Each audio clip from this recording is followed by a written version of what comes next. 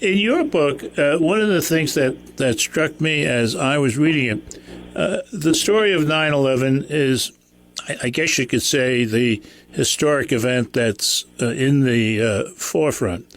And obviously that's tells acts of terrible, terrible violence. It killed a lot of people.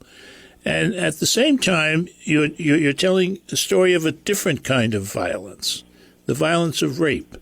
Yeah. And I was wondering how you saw the connection of those. I mean, at certain times, as a reader, I was equally overwhelmed. I mean, by the personal violence and then by the cosmic violence, if you will. I think that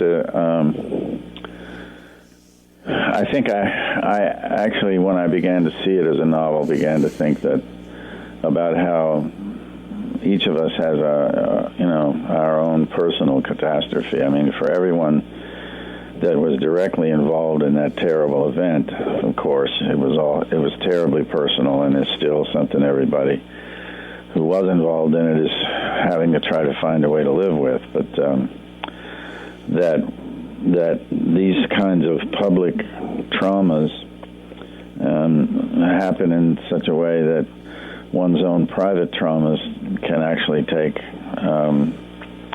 a kind of precedence. I mean, there's a place where she remembers the burning cities right after she's been raped, and she has the thought, oh, yes, that. But what she's really thinking about is what's just happened to her. Because the next thing she thinks is there wasn't enough water in the world to get clean. I mean, she's trying to just, Yeah, she's in the shower for a long time. And all the water is on in the sink and in the shower, and it's just this frantic trying to get clean, trying to wash it all away from her.